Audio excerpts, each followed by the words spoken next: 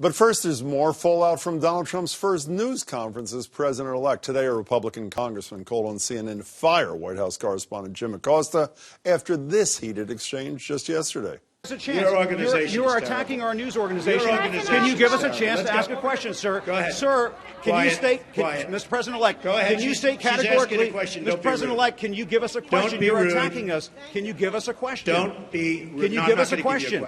I'm not going to give you a question. Can you state categorically? You are fake news. Sir. Trump wouldn't acknowledge Acosta because he claims CNN had broadcast details from a leaked intelligence report.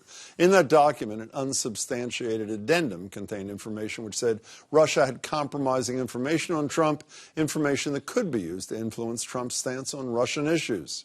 After I asked and I guess you might say demanded that we have a question, Sean Spicer, the incoming press secretary, did say to me that if I were to do that again, I was going to be thrown out of this press conference. I went over to him. I informed him that I thought his behavior was, as I said, rude, disrespectful, and inappropriate, and that if it happened again, I would have him removed.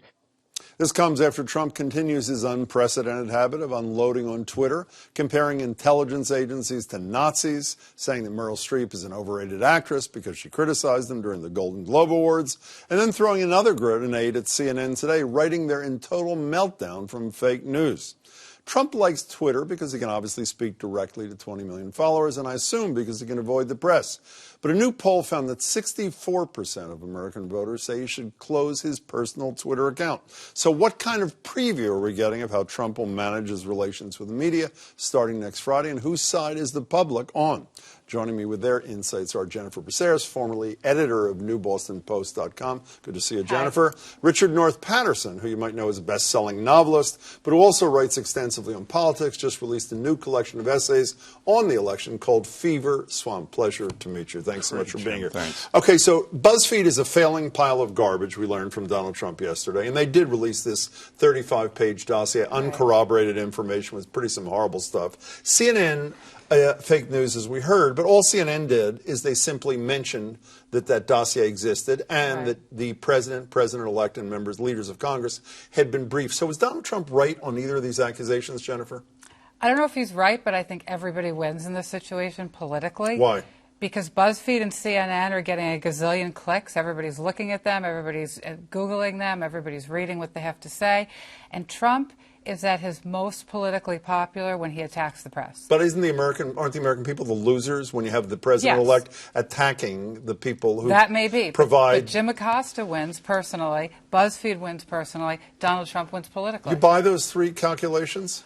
You know, I think so, because the media is grossly unpopular these days among people generally, particularly Republicans.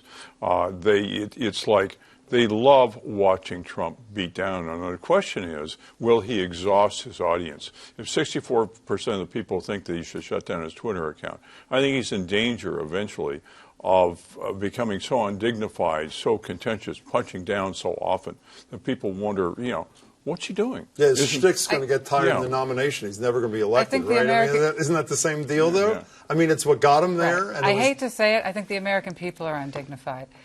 What Frankly, does that mean? For buying this? What do you mean? I mean, I think that the American people, we kept thinking they would have this threshold and he would cross it at some point and people would get disgusted. They didn't, and they're not going to, because, as I say all the time, Donald Trump is not the cause of this mess. He is the symptom of our cultural malaise. Can we talk about Jim Acosta just for a second? Do you think he crossed the line yesterday? Obviously, Sean Spicer did. Do you think he crossed the line? No, absolutely not. Absolutely not. I think it's fair enough to fight back.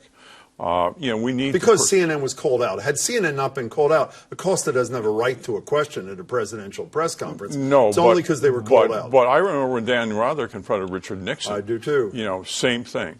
And it was right then, and it's right now. One of the things that troubled me the most as someone who was working in the media, the fact that the rest of the press, who could be the next target of Donald Trump in a setting like the Washington Post was when they were barred and other people, all of them just blithely went ahead with their questions. We were talking to Chuck Todd today from Meet the Press on the radio, and I said, what would you have done there? Would you have not said, I'll cede my time to Acosta, I'm not going to ask a question until you take his question?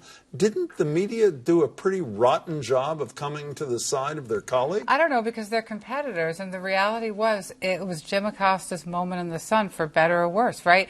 Donald Trump attacks Megyn Kelly becomes a superstar. Donald Trump attacks Jim Acosta becomes a superstar. And the next So you're one's almost waiting saying in the line. lower rent the dialogue is, the more beneficiaries there are? I mean, seems to be what you're saying. I'm not saying that I approve of it. I'm just saying, as a normative matter, this is how I see it. And Jennifer makes an interesting point What's about that? the media environment that we're in. We are so divided as a country, we can't agree on what the facts are. We have a segment of people that don't know, trust, or like another segment of people. We have massive distrust of institutions, including the media. And it's an environment, you're quite right.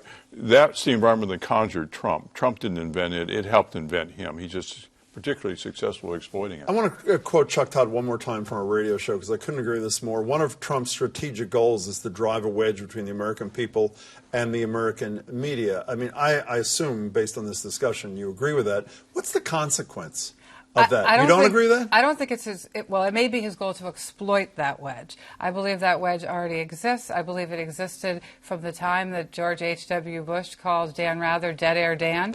It's been helping Republican candidates. But isn't the consequence at the end of the day we don't believe anybody? I mean, that we turn That we're cynical? That we're so cynical, right? You remember the great Lily Tomlin line, I'm so cynical I can't catch up. Well, I mean, that's where the American people are, no? I think that's where the American people are, and I think that's what led to Trump. I don't think Trump is causing that. You know, it's dangerous, though, because, you know, Trump is an unusual personality. He lies so routinely that objective truth has no meaning anymore. And that imposes a real obligation on the press to be vigilant, not only lie to lie, but also sometimes to sort of call him out on his behavior.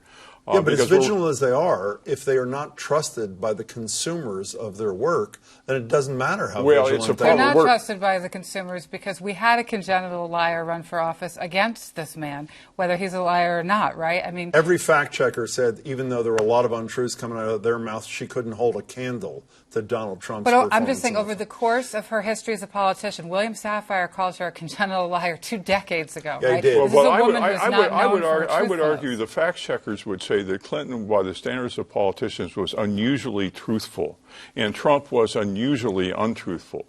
So one can talk about the Clinton Foundation I think Trump or believes emails. what he says at the moment he's saying it. Well, yes, but it changes. Whether It changes some. Gentlemen and lady, if I can, I just have a minute left. Jim Rutenberg in the New York Times said today, Trump remains a master media manipulator, and news media remain an unwitting accomplice to its own diminishment. Give quick advice to that media that Rutenberg is criticizing here. What do we do? They have to keep it up. There really isn't any choice. They can't back off under threats of lawsuits or bullying from the podium. They simply can't do it. I mean, in the long run, I do think that he will do enough that when he's called on it, there's going to be a real segment of the public that is very, very, very concerned about who we have as president. 15 seconds, Jennifer. I think the media needs to pick their battles. There are many real ethical issues. We're in uncharted territory, and the media needs to probe those issues. But they need to pick their battles, and they need to stop focusing on the little things, because when they go after him on everything, then the public thinks, well, they're just out to get him. Good to see you, Jennifer. Thanks so much. Pleasure to meet you. Thanks so much for your time, Richard.